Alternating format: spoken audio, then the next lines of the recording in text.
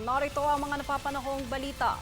Agarang pagtugon sa food security, agricultural smuggling at iba pang isyu sa sektor ng pagkain ang isa sa mga tinutukan ngayon ng mga senador.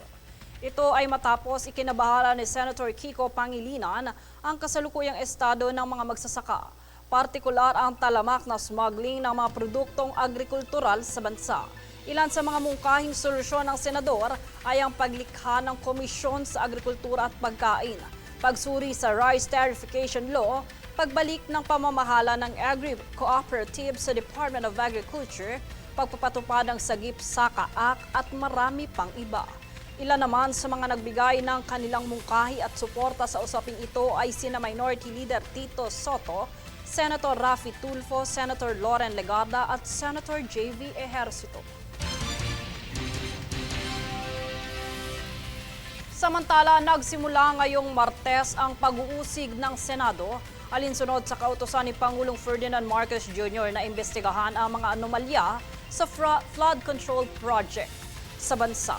Tunghayan ang ulat mula kay Princess Castro.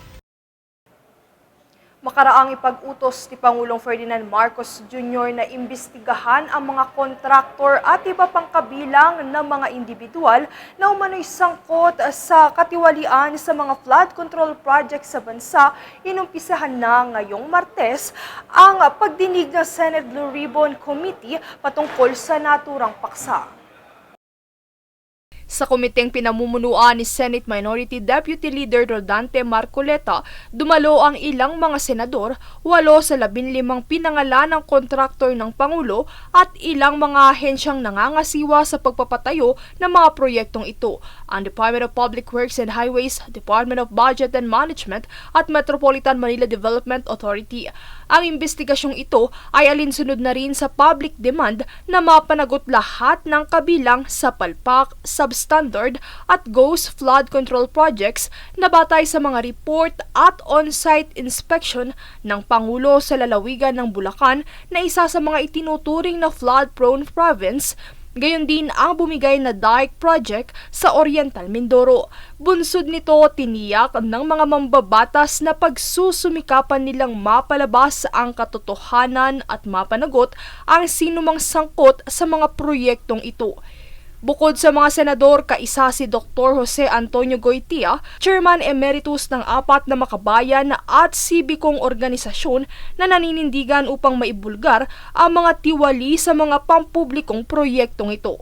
Ayon kay Goytia, hindi lang inspeksyon ang ginagawa ng Pangulo, bagkus kaagad niya ring pinaaksyon sa Commission on Audit na magsagawa ng investigasyon sa lahat ng flood control projects upang malaman kung saan napunta ang pera ng bayan. Ang laban na ito anya ng pamahalaan ay laban din ng sambayan ng Pilipino na patuloy lumulubog sa suliraning ito ng bansa.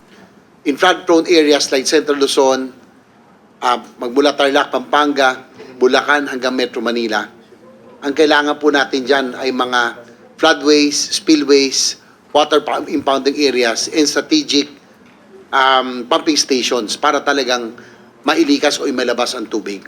Samantala, sa panig ni Senator Mark Villar, kaniya binigyang diin ang halaga ng pagtutok at pagsunod sa master plan projects ng DPWH na isa sa nakikitang epektibong solusyon para makontrol ang labis na pagbabaha sa flood-prone areas sa bansa.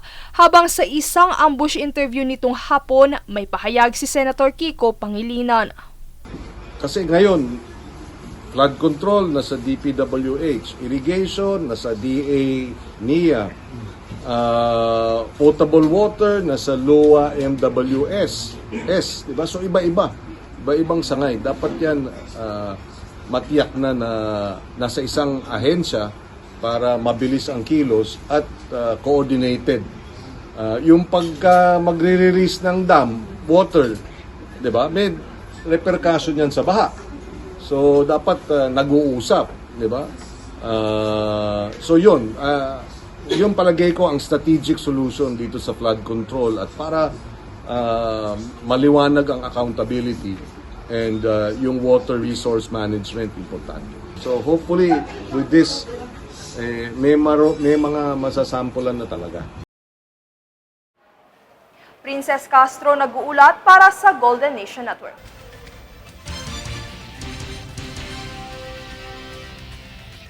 Inanunsyo naman ng Department of Agriculture o DA na opisyal na isasama ang mga mangingisda sa mga benepisyaryo ng Benteng Bigas Program ng gobyerno simula August 29. Ayon sa ahensya, sisimula ng pagbebenta ng murang bigas sa mga komunidad ng fish ports at iba't ibang rehiyon sa bansa. Sa kasalukuyan, halos 2.9 milyon na mga mangingisdang Pilipino ang nakikinabang sa expansion ng programa. Samantala, mayroon namang 10 bilyong pondo na ipinapanukala para sa rice program sa ilalim ng 2026 national budget. Kami ang boses ng pagbabago. Ako si Jade Buhoy at ito ang News Force. Sa ulo ng mga balita. Pagtaas sa presyo ng gasolina, epektibo na. Diesel at kerosene, halos piso kada litro na rollback. CWC, nananawagang itigil na ang child abuse. Pagpapaigting sa serbisyong medikal, personal na pinasinayaan ni PBBM. Dole nagbabala sa publiko hinggil sa tech scam. DOF Secretary Recto nananawagan sa Kongreso na sundin ang patakaran sa pagsasapinal ng pambansang pondo. Mga OFW sa Nigeria, sinaklolohan ng OWA mula sa human trafficking. Patas at pantay na balita, komprehensibong ulat para sa pulso ng masa. Ito ang News Force.